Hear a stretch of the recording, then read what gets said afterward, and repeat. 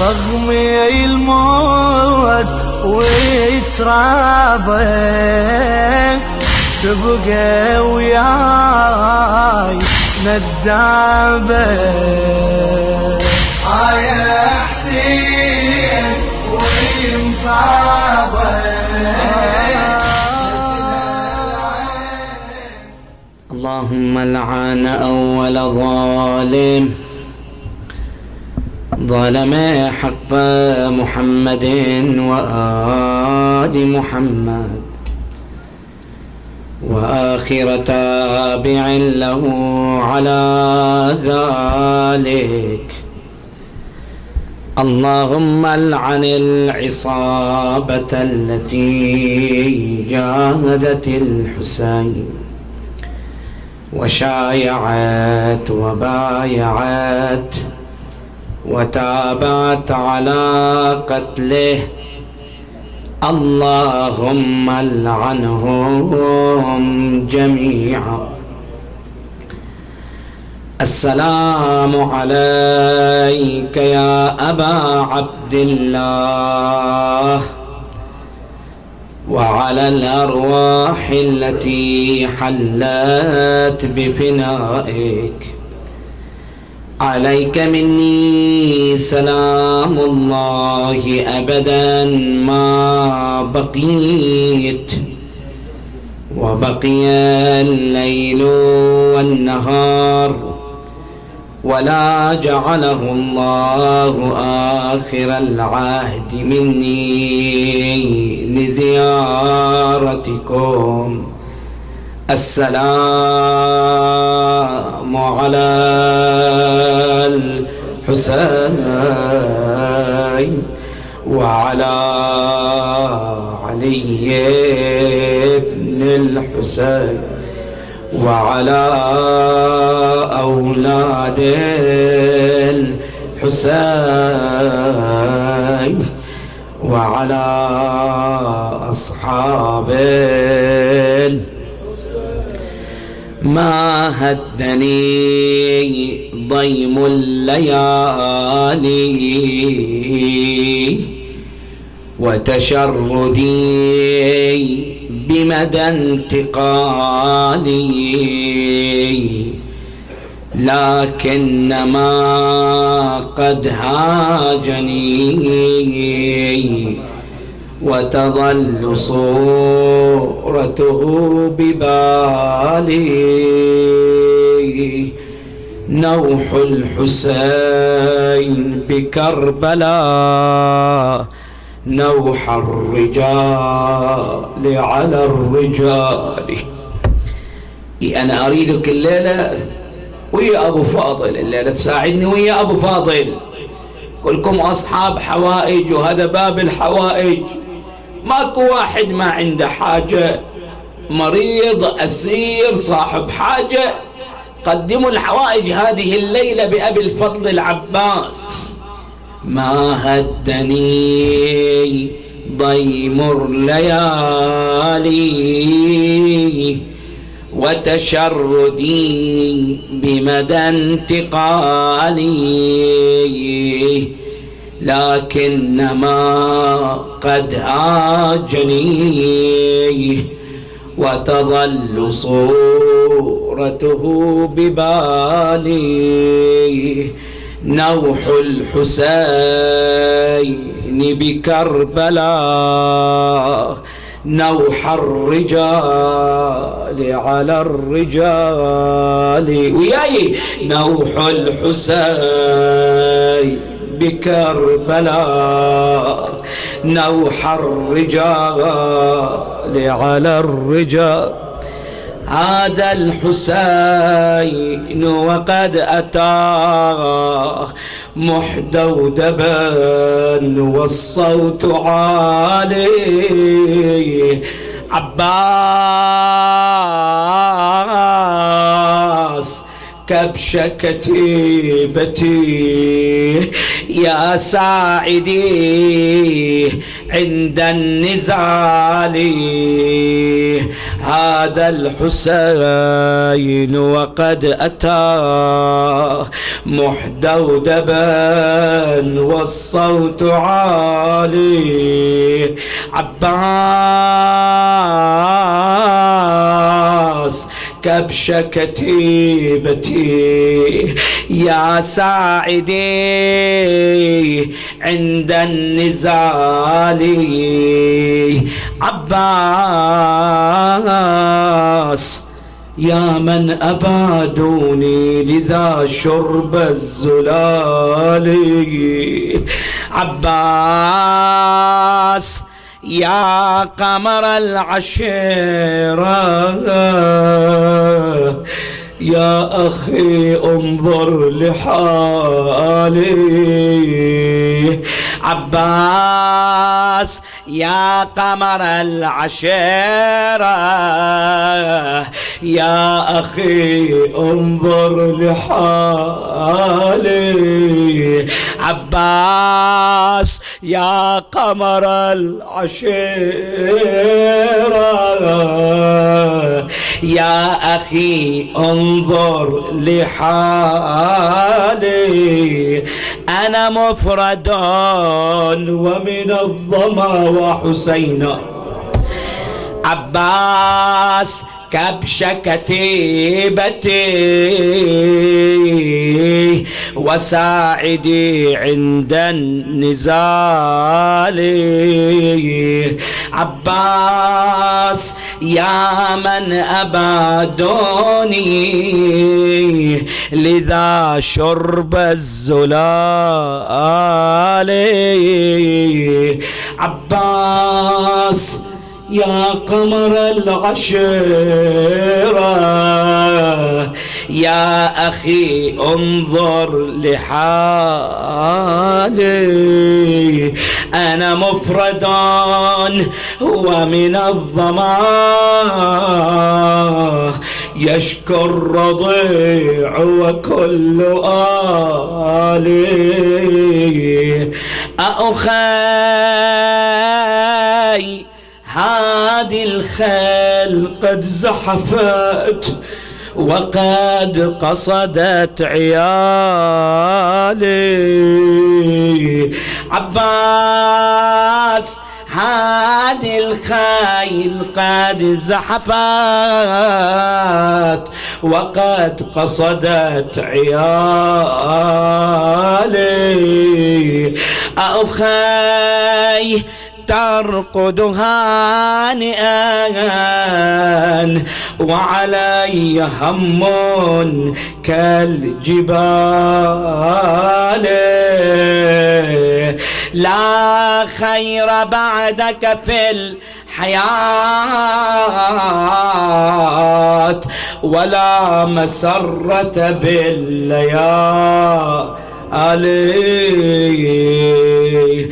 حرام العيش من بعدك يا ابو فاضل حرام العيش حرام العيش من بعدك يا ابو فاضل حرام العيش يا خويا لو تظل هنا ارجع للمخيم بش يا خويا لو تظل هنا ارجع للمخيم بيش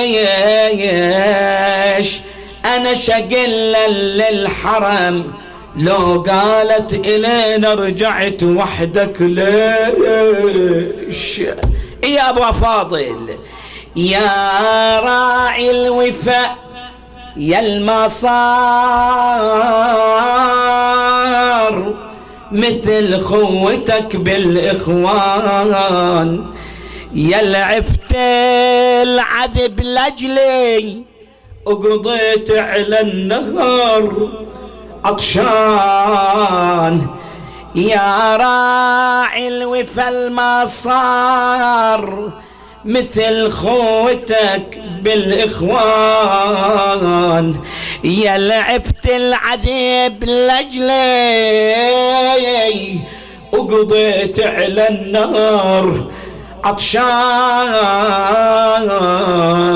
قلت حيلتي وشمتت بي خلافك العدوان. شنو عندك أبو علي؟ اسمع اسمع يا عباس قدر البين فرق بينك وبيني وبقيت اتمنى السهم الصاب عينك واقع بعيني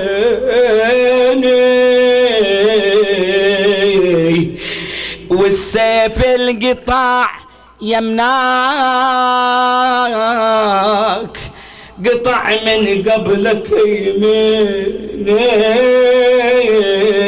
اقرأ وياه. إيه يا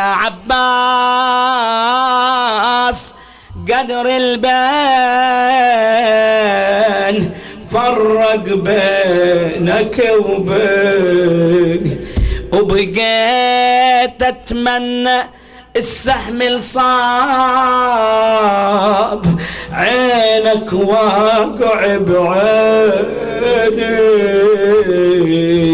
والسيف القطاع يمناك قطع من قبلك يميني وعمود الصاب راسك ريت آذاني ولا آذاك. رد الحسين المخيم وقلبه من جسم نصين بس شافت بس صدن خوات أهله قالوا هذا موش حسين. ليش ما عرفوك يا أبا عبد الله؟ لأن ظهره كان مكسور بأبي وأمي. رد حسين المخيم وقلبه من قسم نصين بس صدن خواته ليه صاحا هذا موش حسين لكن بس عرفنا صاحا عضدك وين لكن بس عرفنا صاحا عضدك وين اشوش عاو وقل عباس وخلاك وحدك تجينا خلاك إنا لله وإنا إليه راجعون وأفوض أمري إلى الله إن الله بصير بالعباد. قال الله تعالى في كتابه الكريم بسم الله الرحمن الرحيم كل نفس ذائقة الموت ثم إلينا ترجعون. آمنا بالله صدق الله العلي العظيم. عطروا مجلسكم بذكر محمد وآل محمد. اللهم صل وسلم. أكو مجال السنن الإلهية تقسم إلى قسمين: سنن إلهية لا تقبل التبدل لكن تقبل بأن يحكمها سنن إلهية أخرى، وهناك سنن إلهية لا تقبل التبدل ولا تقبل بسنن أخرى حاكمة عليها. حينما نرجع إلى الكتاب الكريم نجد هذا الأمر: ولن تجد لسنة الله تبديلا. في موضع آخر: فلن تجد لسنة الله تبديلا ولن تجد لسنة الله تحويلا. عندنا قسمين صار: سنن إلهية لها القابلية أن تسيطر أو تتحكم بها سنن إلهية أخرى، وسنن إلهية ليس لها ذلك، هذه القابلية. على المثال في القسم الأول كالدعاء، القضاء من السنن الإلهية، لكن الدعاء كما جاء في الروايات الواردة عن أهل البيت عليهم السلام يرد القضاء، كما جاء في الرواية عن الإمام الكاظم سلام الله عليه أن الدعاء صاعد من الأرض إلى السماء، والقضاء نازل من السماء إلى الأرض، يعني في مسألة التحقق، فيلتقي الدعاء بالقضاء فيرد الدعاء القضاء وقد أبرم إبراما. تعال على الواقع المادي الفيزيائي، النار من سننها الإلهية الإحراق، هذه النار، لكن هناك سنة إلهية تتحكم فيها. حينما الماء على النار ماذا يحصل؟ تطفأ هذه النار. إذن هناك سنن إلهية تتحكم فيها، وهناك سنن إلهية ليس لها القابلية بتحكم سنن إلهية أخرى بها، كقضية الموت. قضية الموت شيء محسوم لا خلاف فيه، ولهذا حينما نرجع إلى كتاب الله العزيز نجد هذا المعنى: إنك ميت وإنهم ميتون، شيء محسوم محتوم. في موضع آخر كما بدأنا بها هذا البحث: كل نفس ذائقة الموت، لا يبقى في هذا الوجود إلا وجه الله سبحانه وتعالى، كل شيء هالك إلا وجهه. هذا الموت له تعاريف كثيرة،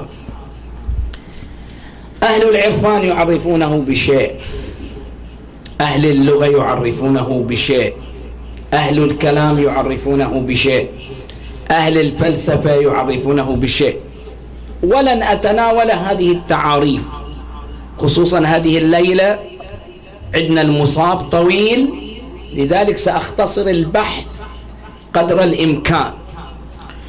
لكن حينما نرجع إلى تعريفه في اللغة نجد أن لفظة الموت لها معاني كثيرة، في اللغة لها معاني كثيرة. الريح إذا ماتت هدأت، يقال ماتت الريح يعني هدأت. ماتت النار خمد جمرها.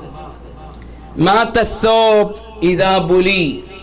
هذه كلها معاني لغوية للموت، لكن المعنى للموت الحقيقي كما يعرفه العلامة السيد الطبطبائي رضوان الله تعالى عليه هي فقدان الآثار والشعور والإرادة للجسد.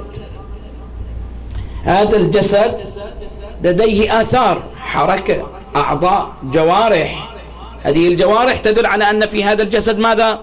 حياة.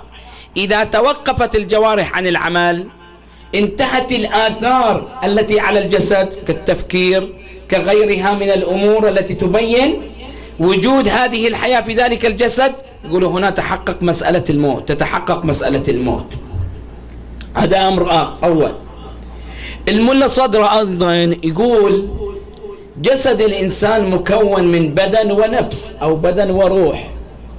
طبعا هذا الأمر ليش أنا أقول بحث فلسفي كبير جدا، لن أتناوله بتفاصيله لأنه لا يسعه مقام أو ليلة، بل يحتاج إلى ليالي متعددة جدا حتى نتناول ذلك، لأنهم يختلفون على أن الروح تموت أو لا تموت، على أن الإنسان يموت جسده فقط أم لا. هذا ليس محور البحث وسيأخذ وقتا طويلا علينا في ذلك. عودا على بدء، الملا صدرة يقول الإنسان مكون من جسد وروح. علاقة الروح بالجسد كعلاقة الصانع بالدكان، والأعضاء بمثابة الآلات. الدكان إذا بلي، اخترب الدكان أو تعطلت الآلات، فيحتاج الصانع إلى ماذا؟ إما لآلات جديدة أو يحتاج إلى دكان جديد. ولهذا الإنسان كلما تقدم به العمر تبدأ هذه الأعضاء لديه بالذبول، بالضعف، بالترهل. هكذا الإنسان، ولهذا عليه أن يلتفت في كل لحظة إلى عمره كيف يصرفه في رضا الله سبحانه وتعالى. هذا الجانب الثاني. لكن حينما نرجع إلى كتاب الله العزيز نجد أن للموت حقائق، صور. مرة يكون في قبال القوة النامية، مثل إحياء الأرض. إحياء الأرض يعني شنو؟ يعني كانت فيها قدرة على النمو، على أن تكبر تثمر، هذا صورة. أحيانا تكون في إزاء يسموها القوة العاقلة، ولهذا الإنسان إذا فقد قدرة العقل أو المعرفة يصير عنده حالة من الجهالة. هذه الجهالة يعبر عنها القرآن بماذا؟ بالموت. إنك لا تسمع الموتى. جهال هذول ما يملكون العقل، هذا يعبر عنهم القرآن بماذا؟ بالموت. أحيانا يكون بمعنى الخوف أيضا، أحيانا يكون بمعنى الضعف، ضعف الجسد، وغيرها من المواضع التي تبين صور للموت في القرآن الكريم. لكن شاهدنا من هذا في النقطة الأولى على أن الموت من السنن الإلهية التي لا تتبدل ولا تتحكم بها سنن إلهية أخرى. هذا الفقرة الأولى. الأمر الثاني، هل أن الموت شيء عدمي أو شيء وجودي؟ الموت شيء عدم، يعني مجرد الإنسان يموت يعني انتهت الحياة، أم لا الموت شيء آخر، أمر وجودي؟ اختلفوا في ذلك. بعضهم قال الموت عدم الحياة، إنسان الحياة عنده يعني معناته مميت، إذا انتهت حياته يعني مات. لكن حينما نرجع إلى حقيقة القرآن في تصويره للموت نجد أنه يصور الموت بأنه حياة. الذي خلق الموت والحياة، يعني بدأ بالموت، يعني الحياة هذه الدنيوية هي حياة صورية مو حياة حقيقية. الحياة الحقيقية هي التي تبدأ بعد الموت، وشواهدها من الروايات كثيرة.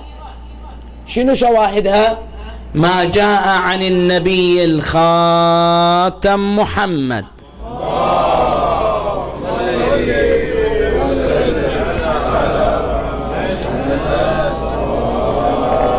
ما للفناء خلقنا ولكن للبقاء، وإنما تنتقلون من دار إلى دار. الإنسان ينتقل من مرحلة إلى مرحلة، وإلا الواقع الإنسان هذا ما يحتاجه، أن يعد نفسه إلى الآخرة. هذه دار الدنيا دار فناء. الإمام الحسين سلام الله عليه في يوم العاشر يخاطب أصحابه عن هذا الموت أنه عبارة عن قنطرة تعبر بكم من سجن إلى قاصر. يتحرك الإنسان هذه الدنيا سجن إلى يتحرك إلى الحياة الحقيقية. القرآن الكريم يعبر عن الآخرة أنها هي الحياة الحقيقية. هذه الحياة الدنيوية حياة زائلة منتهية بائدة. لهذا أبو ذر يسأله أحد أصحابه: ما تقول في الناس؟ شو رأيك في الناس أنت الآن؟ قال: هؤلاء مساكين عمروا دار الفناء وتركوا دار البقاء. شوف أنت إنسان في عالم الدنيا، شغل الشاغل يملك بيت، شغل الشاغل يملك سيارة، شغل الشاغل يتمتع بزينة هذه الدنيا. مو عيب، جيد، تمتع في هذه الحياة. الإمام الحسن كما ذكرت هذه الرواية تكرارا ومرارا: اعمل لدنياك كأنك تعيش أبدا. اعمر هذه الأرض، احرثها، تمتع بنعمها، لكن لا تجعلك في حالة الغفلة عن الآخرة. تلك هي الحياة الحقيقية. واعمل لآخرتك كأنك تموت غدا. إذن الإنسان يبدأ حياته ومرحلته في ماذا؟ إعداد أمره للآخرة. هكذا يقول أبو ذر: عمروا دار الفناء وتركوا دار البقاء. هذا الإنسان في عالم الدنيا إذا ما يحصل على هالبيت تشوفه محبط، بائس، مرهق، يحس أن الدنيا كلها على راسه، مع أن المفترض يكون التفاتاته إلى ماذا؟ إلى عالم الآخرة. إذن أصبح الموت شيء وجودي، ولهذا القرآن يعبر عنه على أنه مخلوق. العدم ما يخلق، الوجود هو الذي يخلق. هذا الأمر الثاني. الأمر الثالث والأخير في البحث كما ذكرت، البحث هذه الليلة مختصر لطول المصاب، والليلة ليلة باب الحوائج أبو الفضل العباس سلام الله عليه، وكثير أصحاب حوائج يسألونكم الدعاء، مرضى، أسرى، أصحاب حوائج كثر هذه الليلة يقدمون حوائجهم، لا تنسوهم من الدعاء. اللهم من على المرضى بالشفاء والعافية، اللهم فك أسرانا، خصوصا الأسرى المنظورين، بحق أسير كربلاء زين العابدين يا الله.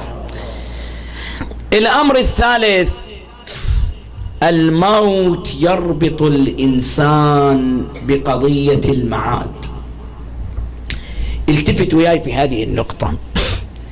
مسألة الارتباط بالمعاد تعتبر ركيزة قرآنية في كل رسالات الأنبياء. حينما ترجع إلى كتاب الله العزيز تجد أن ربع القرآن الكريم يربط الإنسان بقضية المعاد. ليش؟ يقولوا الإنسان له مبتدأ وله غاية، له نهاية. مبتدأ الإنسان التوحيد، ربوبية الله سبحانه وتعالى، ومنتهاه يوم القيامة المعاد، هذا المنتهى. والطريق بين المبتدأ والمنتهى النبوة والإمامة التي توجه الإنسان بكيفية التعامل مع المرحلة في المبتدأ في مسألة الربوبية ومعرفة الخالق ومعرفة الوجود، وفي مسألة المعاد على أن هذا الذي بدأ هذه الدنيا بخلقها قادر على أن يعيد خلق الإنسان مرة أخرى بالمعاد.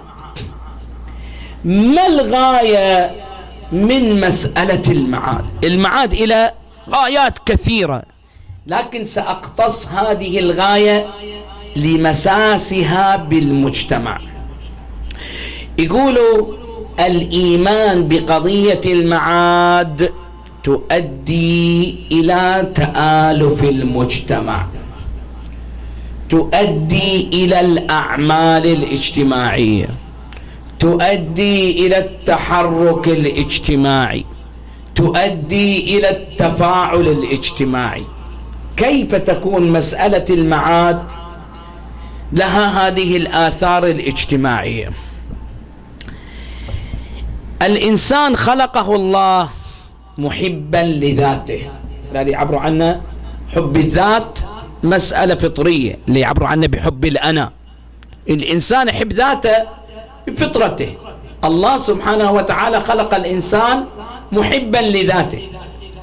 حينما نأتي إلى الأديان الوضعية كالشيوعية والماركسية وغيرها من الأديان، نجد أنهم اتخذوا إحدى طريقين: إما التفريط في هذه الفطرة من حب الذات أو الإفراط. بعضهم جعل التفريط في حب الأنا والأنانية دون الاكتراث بالغير تماما، والآخر أراد أن يحرف هذه الفطرة لدى الإنسان من حب ذاته ويتحول بكيانه كله إلى إنسان اجتماعي. والاثنين ما استطاعوا أن ينزعوا حب الأنا وحب الذات من الإنسان، من نفس الإنسان. الإسلام عالج هذه المسألة من خلال ماذا؟ من خلال الإيمان بقضية المعاد. شلون؟ بهذا الأمر الإنسان يعمل العمل الخير، العمل المستحب، العمل التطوعي، الصدقة وما شابه ذلك، قضاء حاجة المحتاج. يعمل هذا الأمر بماذا؟ لمجتمعه، لكن هو يذخر هذا العمل لنفسه في الآخرة. يعني تحرك الإنسان لأجل هالفطرة، لأجل هالذات، لكن تحقيق هذا الأمر يكون من خلال ماذا؟ المجتمع. ولهذا تجد هذه النظرية الاجتماعية التي تقول أن الإنسان محب لذاته بفطرته، وأصبح اجتماعيا لحاجته. الإنسان ما يستطيع يعيش لوحده، يحتاج إلى المجتمع حتى يتعايش معه، اللي يعبروا عنه بالعنوان الثانوي. رحم الله من ذكر القائم من آل محمد.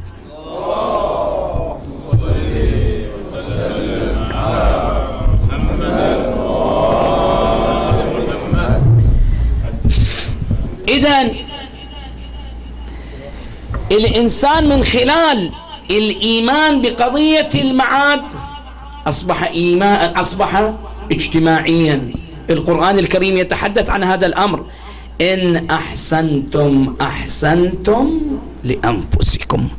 هذا العمل الذي يؤديه الإنسان يذخره الله له يوم القيامة، وإن أسأتم فلها. هذا العمل الإنسان بإرادته يحدد مصيره يوم القيامة. هذا الموت كما ذكرنا في بداية البحث متحقق في كل إنسان، في كل موجود على هذا الكون. كل شيء هالك إلا وجهه، لا يبقى إلا وجه الله سبحانه وتعالى. لهذا الإنسان أيضا من خلال إيمانه بقضية الموت عليه أن يعرف الطريق الذي يختم به حياته. يكون هذا الطريق من خلال رضا الله سبحانه وتعالى. وأعلى طريق للموت طريق الشهادة، هذا أعلى طريق للموت. هذه النفس لها ثمن. الإمام الصادق سلام الله عليه يخاطب أصحابه يقول: إن لأنفسكم أثمانا فلا تبيعوها إلا بثمنها. إذا واحد عنده جوهرة غالية جدا وباعها بثمن بخس رخيص، يقول عنه الشارع يقول هذا مغبون، ما باعها بالثمن الحقيقي. هذه النفس التي منحك الله إياها لها ثمن، لها قيمة، لا تبيعها إلا بأثمانها. فقالوا: يا ابن رسول الله وما ثمن أنفسنا؟ قال: ألم تقرأوا قوله تعالى: إن الله اشترى من المؤمنين أنفسهم وأموالهم بأن لهم الجنة. شوف هذه الشهادة: يقاتلون في سبيل الله فيقتلون ويقتلون، هذا الاستشهاد في سبيل الله. لذلك ورد عن أمير المؤمنين سلام الله عليه: لألف ضربة بالسيف خير لي من موتة على فراش. هذا الشهيد له مكانة إلهية كبيرة جدا. في بعض الروايات في ثواب الشهيد أنه يزف إلى الجنة كما تزف العروس ليلة زفافها، ليلة عرسها. في بعض الروايات أن له الشفاعة، يشفع في أكثر من 40 إلى 70 من أهل بيته. هذا الشهيد وما له من مقام.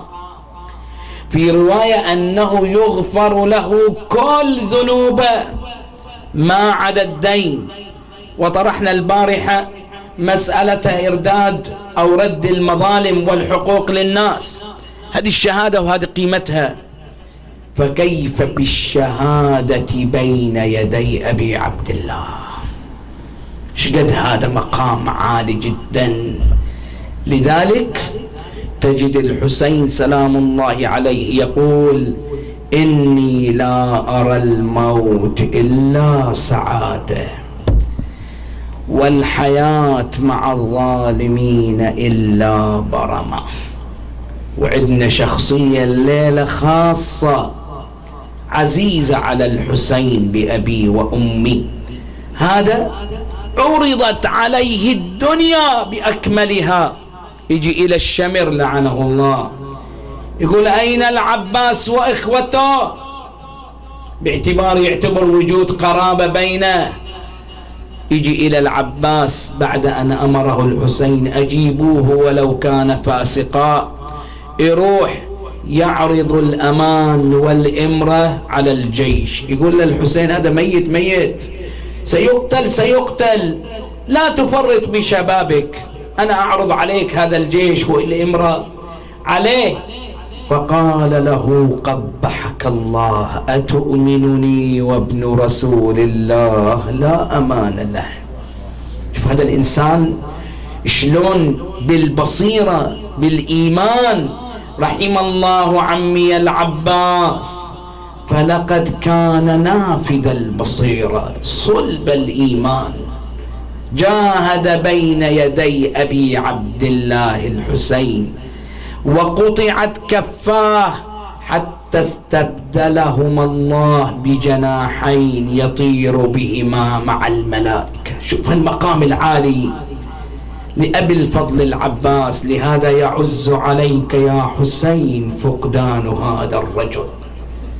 يجي إليه يقول له: أبا عبد الله، أما أنت فصبرك لا يقاس به الجبال الرواسي. أنت صبرك ماكو مثيل إلي يا أبا عبد الله، ما أنا مستطيع، ائذن لي بالبراز. قال له: أبا الفضل، أنت كبش كتيبتي وعمود خيمتي، إذا قتلت آل بيتنا إلى الخراب، شملنا إلى الشتات. عد يا أبا الفضل. رجع إلى خيمته يكفكف دموعه، وضع السيف على الأرض وهو يسمع صراخ الأطفال: العطش العطش. هنيئة وإذا بزينب قد أقبلت، لكن جاءت على استحياء، جلست خلف خيمته. أخي أبا الفضل. قال: أخي زينب. قالت: لدي حديث. قال: أخي حدثي، قد حلا وقت الحديث، أنا أحتاج إلى أحد يؤنسني. قالت له: أبا الفضل، هذا الطفل الرضيع قد جف اللبن في ثدي أمه، هلا أتيت إليه بشربة ماء؟ وراحت بالطفل تمشي لابو الشيمة، وراحت بالطفل تمشي لابو الشيمة، ابو فاضل عمدها وبرق له، ولما وصلت وقفت ورا الخيل تجر ذيال والونات تخفي. سمعها وقام والسيف بيمينه يلوح، كان هالواقفة زينب تون وتنوح.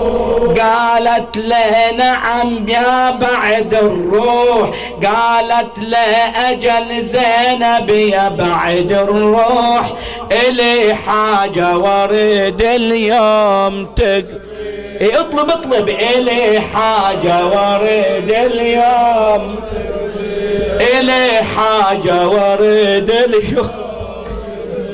قال لها يا بنت الهادي شعبتيني، يا زينب آمري وأمرك على عين، أنا العباس يا زينب تعرفيني، ولو كل العدا بالسيف لفني.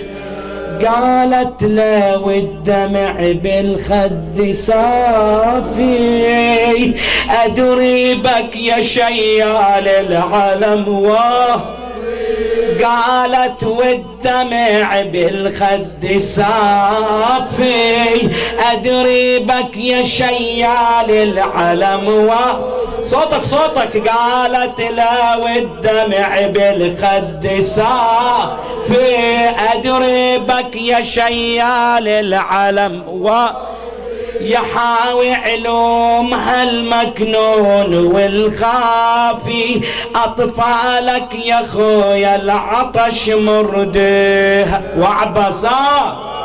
قال لها يا زينب واشتعب قلبه، يا زينب هاي هالطلبة ما هي صعبة، لو فوق الشريعة القوم من تصبه، بهاي الساحة الراية لرفبه، وحق من البتولة مكسرت لله، وحسينا وعباسا. أريد صوتك الليلة يا أبو فاضل. وحق من البتولة مكسرت، وحق من البتولة مكسرت، لو فوق الشريعة 100,000 ذراع، لخليها جنايز تضل فوق القاع، واجيب الماي لأطفالك ورويه. عظم الله أجوركم، أخذ الرخصة من الحسين، انقلب إلى الميدان طالبا المشرعة، كشفهم عن المشرعة، نزل إلى نهر الفرات، اغترف غرفة، أحس ببرد الماء، أقربه من فمه، أراد أن يشرب، تذكر عطش الحسين، يا نفس من بعد الحسين هوني، وبعده لا كنت هذا حسين وارد المنون، وتشربين بارد الماء، خاض الماء بس هيسب، خاض الماء بس هيسب، ترس شفا يروي عطش، تذكر لأن أخوه حسين ذب الماي من شفا وتحسر، شلون اشرب واخويا حسين وعباسا، شلون اشرب واخويا حسين، وسكنه والحرام واطفال رضعان، وضن قلب العليل التهبني، وظن يومي قرب والعمر قصر، آجركم الله ملأ القربة ماء ارتقى إلى جواده قاصدا الخيام وإذا بالشمر يقول والله إن عاد العباس بالماء وشرب منه الحسين أفنوكم عن آخركم ويحكم اقطعوا عليه الطريق. حاطت به الجيوش حاطت به الألوف وحذر قمر هاشم على جيش العدو حذر قمر هاشم على جيش العدو رمح المنية وصار ما بتار لاجع مثل الزلازل من حدر تسمع رعيده متبختر مكيف ملاقي الموت عيده حتف القضاء سيفه وعزرائيل بيده ضيق فضاها والعساكر شافته وعبصا شعت جبينه وصار موت تذهب بالابصار ومن صرخة جيش العدو مثل الرحى دار فاضت ضغوف الغاضرية وصاحت النار بس امتلأ تغمد البتارك يا سردة. آجركم الله بينما العباس يقاتل وإذا بنور من تحت العجاجة أخي اسند ظهرك إلي وأسند ظهري إليك قتلوا منهم مقتلة عظيمة حتى صاح الشمر ويحكم إن بقوا على ما هم عليه أفنوكم عن آخركم فرقوا بين الأخوين ما نصنع قال لتهجم كتيبة على خيام الحسين.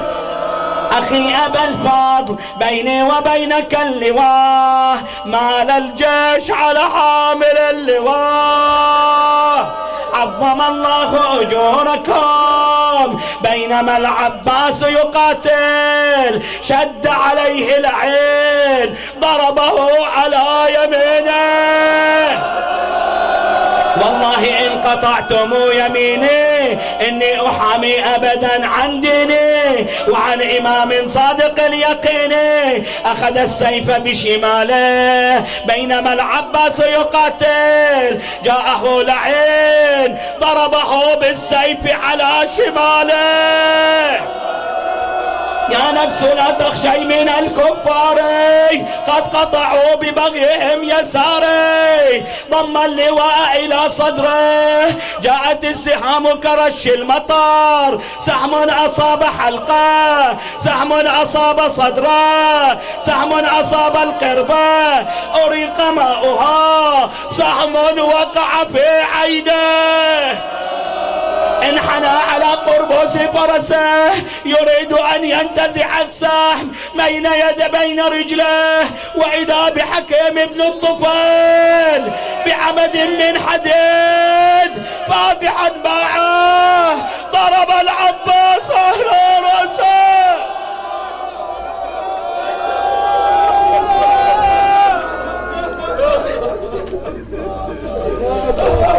قر إلى الأرض صريعا مناديا عليك مني السلام أبا عبد الله. مؤمن أسألكم مؤمنين الفارس إذا نزل من على الجواد شلون يستقبل الأرض؟ أبو فاضل باين يديه تكسرت السهام في جسده.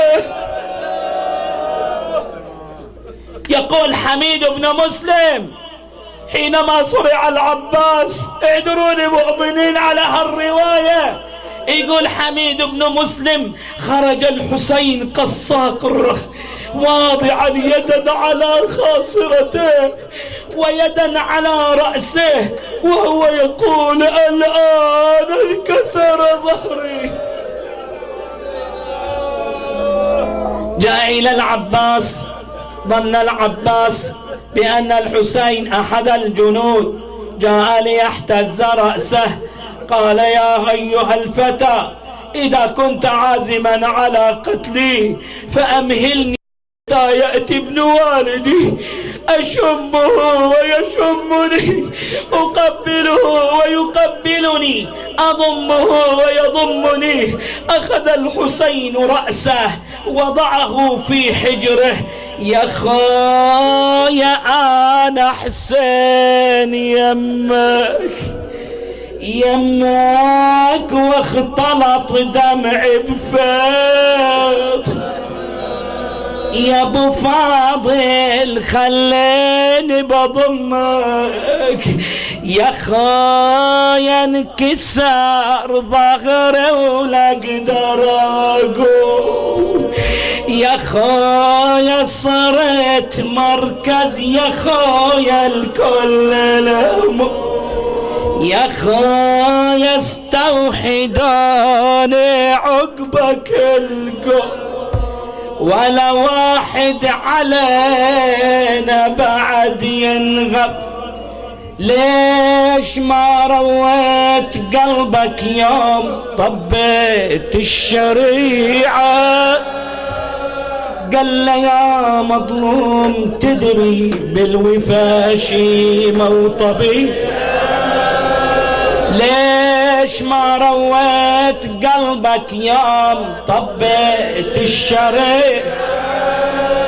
قال له يا خويا تدري بالوفا شيمة وطبيعة، شلون عباس يتروى وينسبوا سكنه ورضيعه؟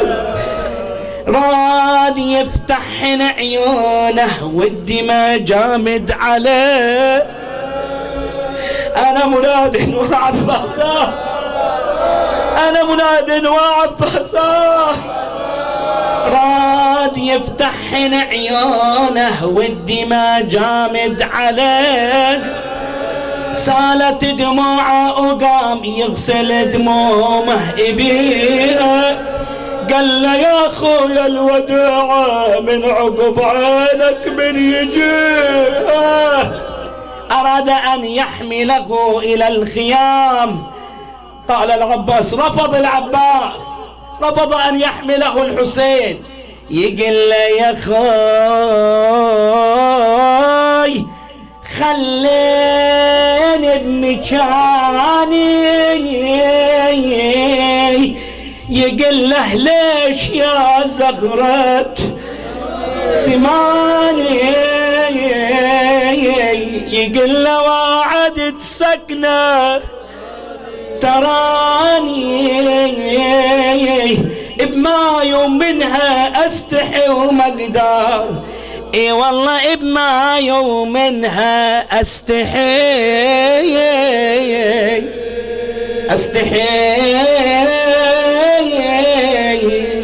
وما اقدر. عاد الحسين الى الخيام. كانت النساء تنتظره بالعادة متعودين إذا استشهد أحد من أصحاب الحسين من أهل الحسين يأتي الحسين حاملا ذلك الشاب ذلك الرجل ذلك الفتى. لكن في العباس كانت النساء تنتظره، وإذا بالحسين قد دخل إلى خيمة العباس وهد أركانها. جاءته سكينة، أبا أبا أبا أين عمي العباس؟ يا سكنه ليش تبكين يا سكينة؟ تقل عمي العباس وانا شرب ماي ونسانا ما نسانا العطش وقلوبنا تلهب من الحار. اي والله العطش وقلوبنا تلهب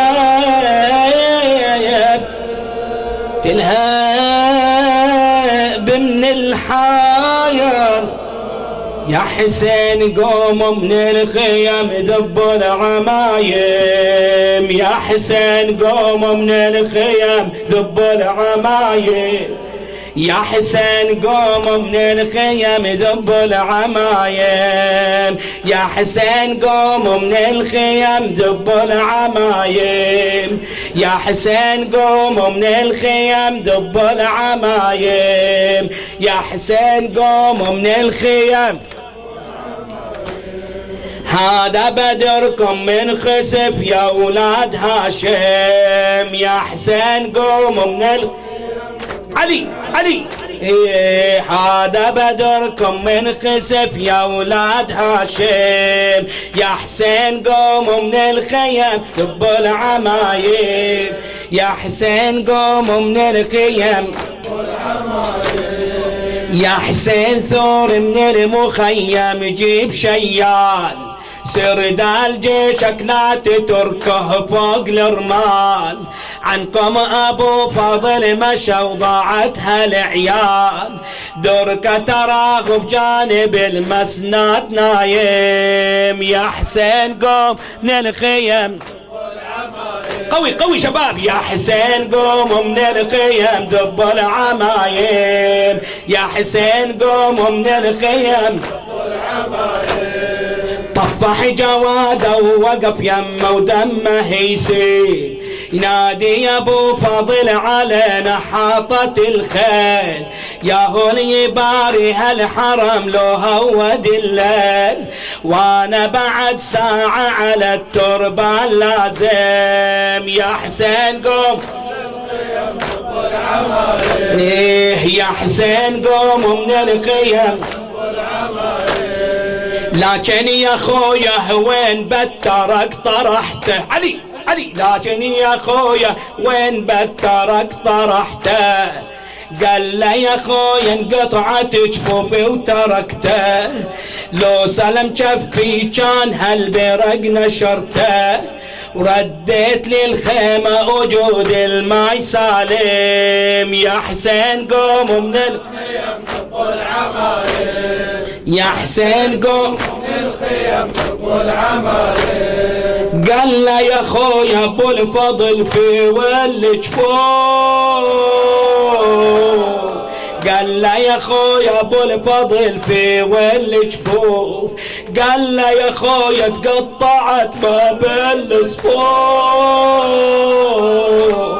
دمي على عيني جمد يا حسين ما شوف، نشف دمومي يا بقية آل هاشم، يا حسين يا حسين قوموا من الخيم، يا حسين قوموا من الخيم، يا حسين قوموا من الخيم ذبوا العمايم، يا حسين قوموا من الخيم ذبوا العمايم، أيست سكنة من الماي يا عباس البطل، أيست سكنة من الماي يا عباس البطل، ليش نايم فوق الرمال يا عباس البطل، أيست سكنة من الماي يا عباس البطل، أيست سكنة من الماي يا عباس البطل، ليش نايم فوق الرمال يا عباس البطل، أيست سكنة من الماي يا عباس البطل، ليش نايم فوق الرمال يا عباس البطل، أيست سكنة من الماي يا عباس البطل، ليش نايم فوق الرمال يا عباس البطل، أيست سكنة من الماي يا عباس البطل.